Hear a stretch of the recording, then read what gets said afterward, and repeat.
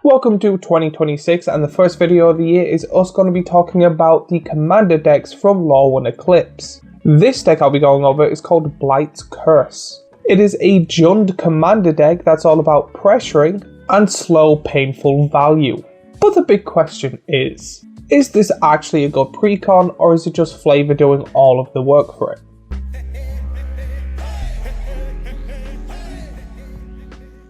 In this video I'll be going over the commander deck Blight Curse to answer the big question of, is this actually worth buying?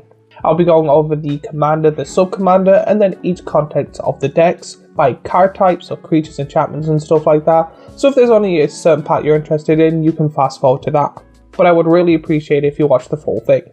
We will be going through a lot of the cards in this set, kind of describing how the deck works as the precon itself. To answer the question, is this deck worth buying? But quickly before I start, if you want to help me and my channel out, you can buy yourself something nice on my small little Etsy shop where I have t-shirts and hoodies in multiple colours and designs for people to enjoy, or you can like and subscribe and watch more of my content. If you are interested, there will be a link in the description down below. Every little bit of support really does help make this channel grow and get any better. But alright, let's get into it, starting off with the commander. So the commander of this deck is Anti-Ul Curse Wretch. She's a Jund legendary creature, and right away you can tell this deck is about -1/-1 counters, or as the deck likes to call it, Blight. Blight is, I believe, a new mechanic from the set. She has Ward, Blight 2, which means interacting with her already pushes that theme onto the board. The really important line is, whenever one or more -1/-1 counters is put on a creature, if it's your creature, you get to draw a card, which is very beneficial, and a commander with a draw ability is always really good. But if it's an opponent's creature, they lose a life. Again, the whole point of this, I say, is to kind of lower their creature's abilities and do little bits of ping damage throughout the game. But the cool thing is, no matter what counters are going on, you're always getting value, if it's on yours or theirs. This immediately tells me how the deck is going to be played. It's going to be slow amount of pressure. It's going to have incidental damage, but a lot of card advantage over time. You're not trying to explode the table, you're trying to outlast it. With the green pip, you're going to get a bunch of +1/+1 counters for yourself, or a bunch of proliferate, which is going to help with the -1 if you're proliferating and make your creatures stronger. So while the creatures are getting weaker, your creature's getting stronger. With red, you're going to get a lot of ping damage as well. It'll be cool to put the damage doublers and triplers in, so that 1 damage becomes 2, then 4. Which is again really good. And then black, probably being the main part of this, is going to give a lot of -1 counters on other creatures, or give additional benefits for having -1/-1 counters on things. A commander that's 4 mana, that is a 4/4, which is kind of difficult to kill without even at least making one of your creatures weaker, is quite a strong commander straight out of the box. This is one of those commanders that personally I wouldn't build or think is amazing to be built, but if I seen someone play it, I would be kind of curious of how they built it and what they're doing. But with every commander there is a sub-commander, and the sub-commander of this deck is the Reaper King No More.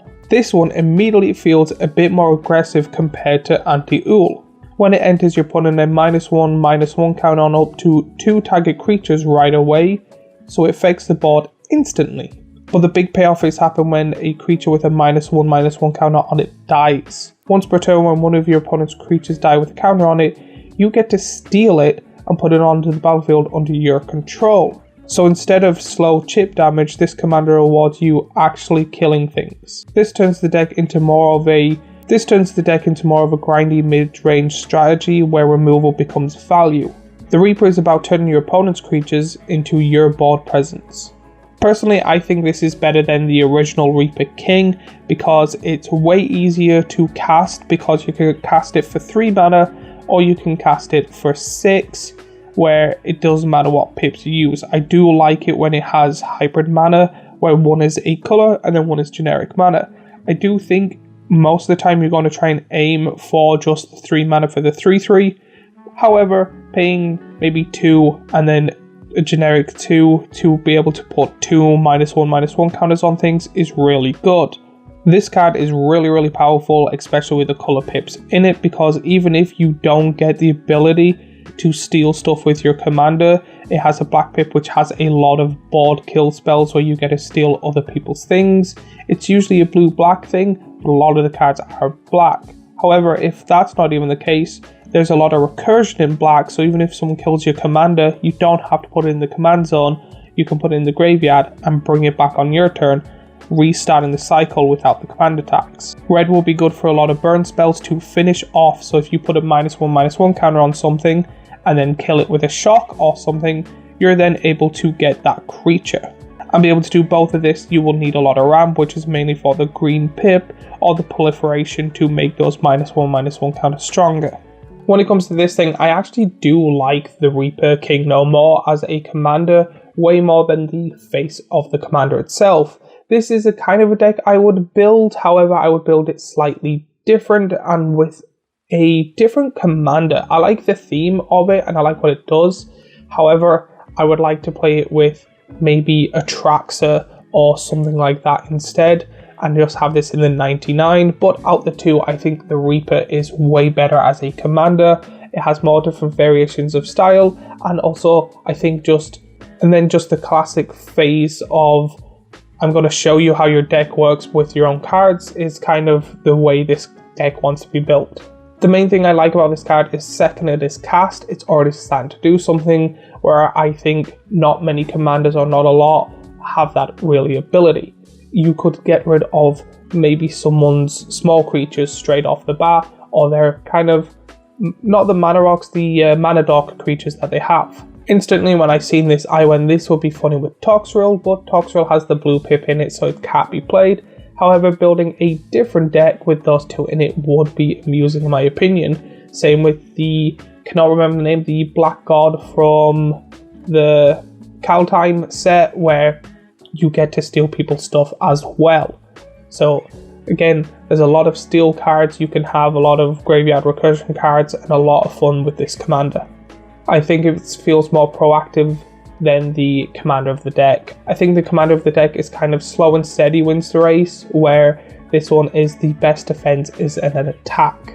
But now let's go on to the context of the deck, starting off with the creatures. With the commander and sub-commander focusing on -1/-1 counters, I can see a lot of creatures giving benefits from other creatures dying, or giving benefits from -1/-1 counters, or giving -1/-1 counters. If you don't know any of the cards in this deck, you get cards just like Sinister Garlbark, Thread Triller, Oofnabagoat, Village Pillager, Ferrofor Young Yu, Tree of Prediction, Necroskitter, Ignoble High-Arch, Massacre Girl Known Killer, Grave Titan, The Scorpion God, Cornifex Demon, Puppeteer Silkui, Dusk Urchins, Midnight Banshee, Archfiend of Unfair, Channeler Intonate, Habitat Visner of Poisons, Glisser Sunslayer, Grim Poppet.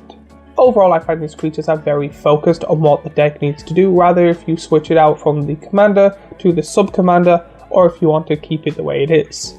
Almost all of these cards have something that is beneficial when something dies, or when a -1/-1 card is put on or activated. I say a lot of this deck is early game is just setup, mid game is just trying to like power down people a little bit, and then the end game is like the big finale of you pinging people multiple places, stealing their cards, making sure all their creatures are dead, so you have some form of an army to be able to do whatever you want with. Either way, it's not fast. They're both sides are kind of grindy, but a lot of Magic players like that type of deck style. None of these creatures as a individual card is mainly broken, however they do really help snowball to victory. But let's cover my favorite part or my favorite card type, Planeswalkers. In this you get 2 Planeswalkers, which is rare, you usually get none or 1. When it comes to this, the 2 Planeswalkers you get are Vraska Betrayal Sting, Liliana Death Wielder. Both of these Planeswalkers line up very well for what the deck needs to do. They both feel very on theme when it comes to the deck. Vraska gives removal and puts pressure on your opponents, where Liliana helps you kind of control the deck more or the field more, and has a lot of beneficials for both, and I'm pretty sure is the only time this card has ever been reprinted. These Planeswalkers are definitely here just to kind of refine the deck and what it's aiming to do. But now let's go on to the instants and sorceries of the deck. When it comes to this, I'll be talking about the rares and mythics when it comes to the deck, and I say a lot of these are going to be removal rather than board wipes or single target cards, and then the rest is a lot of card advantage. If you don't know any of the instant sorceries in this deck, you get cards just like Evertide's Shadow, Aberrate's Return, Black Sun Zenith, Painful Truth, Persist, Chain Reaction, and Assassin's Trophy. This package of cards feels very particular. It's got very effective removal, a solid board wipe, and quite good draw.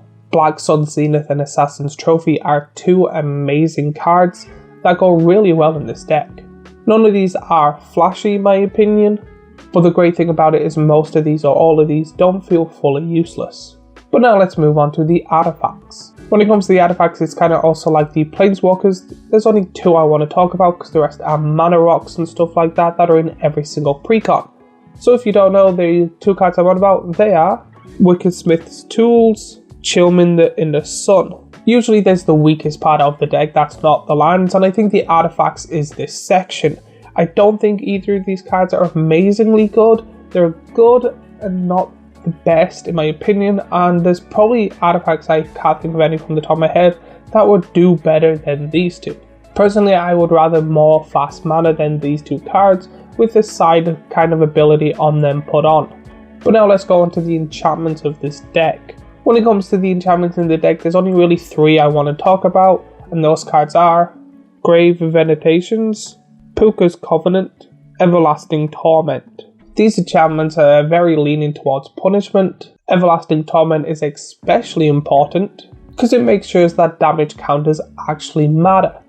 It's not an explosive card, but it's kind of to sit there and make that the game is harder for your opponents. This is what kind of makes the deck feel kind of more aggressive if that opponent is left alone. With that, let's go on to probably the worst part of these decks, the mana base. When it comes to this, there's the normal cards you get in all of them, but there's a few I did want to mention, and they are Vernal Fen, Nesting Grounds, Smothering Marsh, Cinderglade, Dragon Skull Summit, Rootbound Crag, Woodland Cemetery. Overall, I do think the land base overall in all these precons are usually rather bad to just good.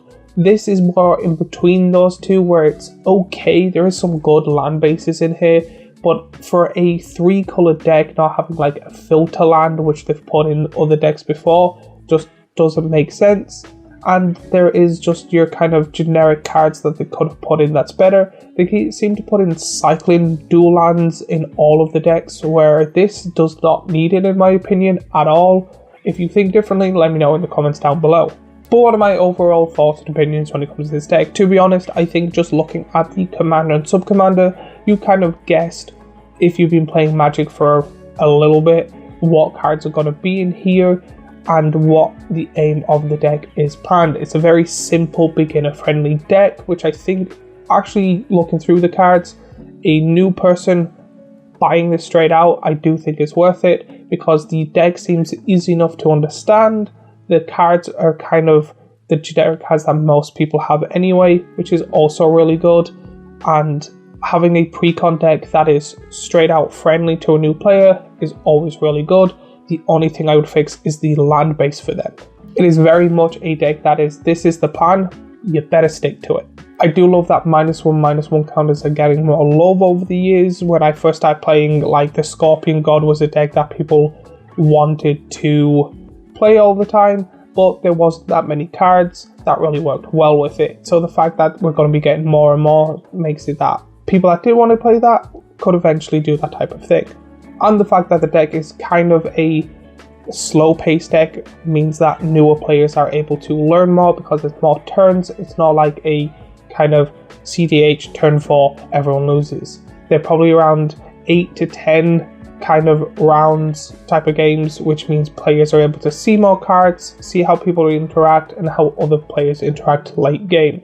But if you're playing this game for a while, I really don't kind of think it's worth it, mainly because a lot of the cards nearly everyone I know owns, so you're able to probably build most of this deck with just the help of other players or really cheap cards. There's nothing here super broken or super expensive, and even if there is, there's a cheap variant that is usually on par or has a different way to interact.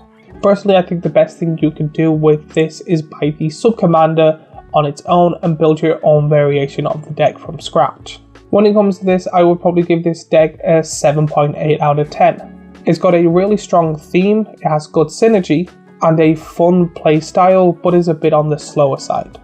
But let me know what you think of this deck in the comments down below.